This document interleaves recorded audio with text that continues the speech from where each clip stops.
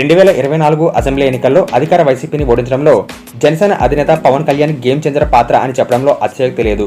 10 ఏళ్లకు పైగా సుదీర్ఘ రాజకీయ ప్రయాణంలో ఎన్నో అవమానాలు, సొంత మనుషుల నుంచి విమర్శలు ఎదురైనా కూడా అన్నింటినీ ఎదురొడ్డి నిలబడి పార్టీని నడపడం వెనక పవన్ కళ్యాణ్ మొక్కవోని ధైర్యం, మొండి పట్టుదలే ప్రధాన కారణమన్నది విశ్లేషకుల అభిప్రాయం. 2014 ఎన్నికల్లో టీడీపీకి మద్దతు ఇచ్చి ఆ పార్టీ గెలుపును కృషి చేసిన నాటి నుండి 2024 వరకు రాజకీయంగా పవన్ కళ్యాణ్ గెలుపుని చూడలేదు. ఎన్నేళ్లుగా పట్టుదలతో నిలబడ్డాడు కాబట్టే ప్రజలు ఈసారి పవన్ కు పట్టం కట్టారనేది వాస్తవం. ఎమ్మెల్యేగా గెలుపొందారు, తన వాళ్ళందరినీ గెలిపించుకోగలిగారు.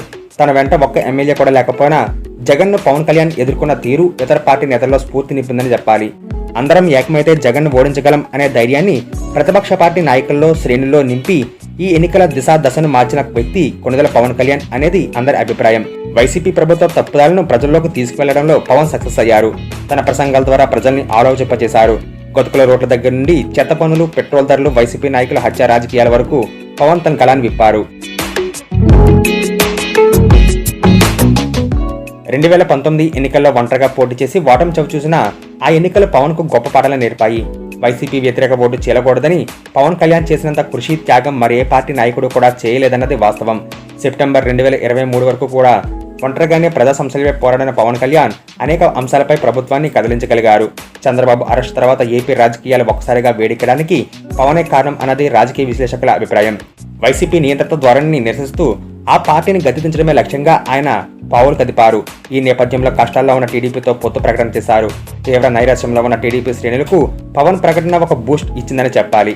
అంతేకాదు, కష్ట సమయంలో పొత్తు ప్రకటన ద్వారా టీడీపీ కేడర్లో పవన్ కళ్యాణ్ సముచిత గౌరవాన్ని సంపాదించుకోగలిగారు. దాని ఫలితమే పోటీ చేసిన 21 స్థానాల్లో టీడీపీ ఓట్లు 100% బదిలీ అవ్వడంతో జనసేన గొప్ప విజయాన్ని అందించుకోగలిగిందన్నది ఎన్నికల గణాంకాలు చెబుతున్నాయి.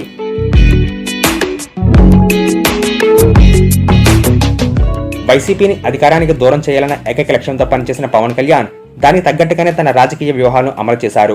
సెప్టెంబర్ 14, 2023న రాజమండ్రి సెంట్రల్ జైలులో చంద్రబాబును కలిసిన అనంతరం టీడీపీతో పొత్తు ప్రకటన చేశారు. అంతేకాకుండా బీజేపీని కూడా ఒప్పించి కూటమిగా ఎన్నికలకు వెళ్తామని తేల్చి చెప్పారు. అయితే పొత్తు ప్రకటన చేసిన పవన్ సామాజిక పెద్దలు ముద్రగడ, హరిరామ జోగయ్య లాంటి నేతల నుండి తీవ్ర ఒత్తిడిని భరించాల్సి వచ్చింది. సగం సీట్లు కోరాలని ఒకరు, అధికారాన్ని పంచుకోవడంపై కండిషన్లతో మరొకరు ఒత్తిడి తీసుకొచ్చే ప్రయత్నాలు అనేకం చేశారు. అయితే ఈ విషయంలో ఎవరి డిమాండ్లకు తలగకుండా పవన్ కళ్యాణ్ ముందుకు వెళ్లారు. బీజేపీని కూడా ఒప్పించి కూటమిలో భాగస్వామ్యం అయ్యేలా తన రాజకీయాన్ని నడిపారు. తద్వారా కూటమి ఏర్పాటు క్రెడిట్ మొత్తం పవన్కే దక్కుతుంది. అంతేకాకుండా కూటమి నిలబెట్టడం కోసం టీడీపీ కేటాయించిన 24 సీట్లలో 3 సీట్లను బీజేపీకి వదులుకున్నారు. దీనిపై ఎన్ని విమర్శలు ఎదురైనా నేతల పార్టీని వీడినా పట్టించుకోకుండా జగన్ ఓటమి లక్ష్యంగా పావులు కదిపారు. ఈ ఎన్నికల్లో పవన్ కళ్యాణ్ ఎక్కడా అతి విశ్వాసానికి పోకుండా తనకు బలమున్న స్థానాల్లోనే పోటీ చేసి తన రాజకీయ పరిపక్వతను ప్రదర్శించారు. 2019 ఎన్నికల్లో జనసేన మొత్తం 136 నియోజకవర్గాల్లో పోటీ చేయగా 120 స్థానాల్లో డిపాజిట్లు కోల్పోయి 5.35% ఓటు సాధించింది. ఈ ఓటమి నుండి పాఠాలు నేర్చుకున్న పవన్ కళ్యాణ్ గతంలో చేసిన తప్పులు ఈసారి పునరావృతం కాకుండా జాగ్రత్త వహించారు. కూటమి పార్టీల మధ్య సీట్ల పంపకంలో బలమున్న స్థానాల విషయంలో వెనక్కి తగ్గకుండా జనసేనకు దక్కించుకోగలిగారు. దాని ఫలితంగానే 6.85% ఓట్లు సాధించి పోటీ చేసిన 21 స్థానాల్లోనూ పార్టీ గెలిపించుకోగలిగారు. చదివిన మొట్టమొదటి పేజీలోనే నాకు అర్థమైంది, ఈయన ఎవరి పక్షం తీసుకోలేదు. ఒక సాక్షిభూతంగా జరిగిన సందర్భాన్ని జరిగినట్టు ఎలాంటి భావోద్వేగాలకి లోను కాకుండా, ఎలాంటి పక్షపాతాలకి లోను కాకుండా ప్రతి విషయంలో నిక్కచ్చిగా నిర్మోహమాటంగా ఉండే పవన్ కళ్యాణ్ ను ఎవరైనా గ్రాంటెడ్ గా తీసుకుంటే మాత్రం మున్ముందు పర్యవసానాలు ఎదుర్కోవాల్సిన పరిస్థితులు ఉన్నాయనడంలో సందేహం లేదు. పవన్ కళ్యాణ్ కూటమిలో భాగస్వామిగా ఉన్నాడు కాబట్టి చెప్పింది చేస్తాడు, జరుగుతున్నది చూస్తూ ఊరుకుంటాడనే ధోరణిలో అతన్ని గ్రాంటెడ్ గా తీసుకుంటే నష్టపోవాల్సి ఉంటుంది. ఇదే పవన్ కళ్యాణ్ గతంలో టీడీపీ ప్రభుత్వ విధానాలు నచ్చక ఆ పార్టీతో విభేదించారు. కూటమి మధ్య సీట్ల పంపకాల్లో తనకు చెప్పకుండా టీడీపీ 2 చోట్ల అభ్యర్థులను ప్రకటించిందన్న కారణంగా పవన్ కూడా టీడీపీకి చెప్పకుండా 2 చోట్ల తన అభ్యర్థులను ప్రకటించి మిత్రధర్మాన్ని పాటించకపోతే ప్రతిఘటన తప్పదని సంకేతాలు పంపారు. ఇలాంటి సందర్భాలు నేను ఎన్నో చూశాను, చదివాను పుస్తకాల్లో. కానీ విధ్వంసం పుస్తకం చదువుతుంటే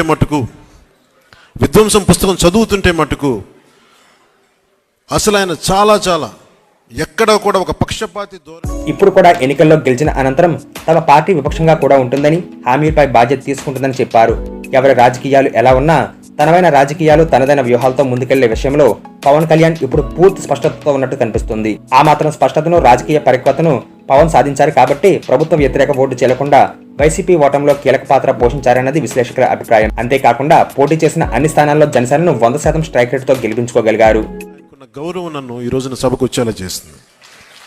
ఈ విధ్వంసం పుస్తకం, ఇందులో చాలా భాగం ఏదో నేను ఒక అతిథిగా రాలేదు. ఈ పుస్తకంలో పేర్కొన్న పలు సంఘటనల్లో నేను కూడా సాక్షిగా ఉన్నాను. నేను కూడా ప్రత్యక్షంగా అనుభవించిన వాడిని, కొన్ని పరోక్షంగా చూసిన వాడిని. విధ్వంసంతో మొదలైంది ప్రభుత్వం, కూల్చివేతలతో మొదలైంది ప్రభుత్వం, ప్రజాస్వామ్య విలువల్ని తాకట్టు పెట్టింది ప్రభుత్వం. కూల్చివేతలతో మొదలైన ప్రభుత్వం కూలిపోతుంది.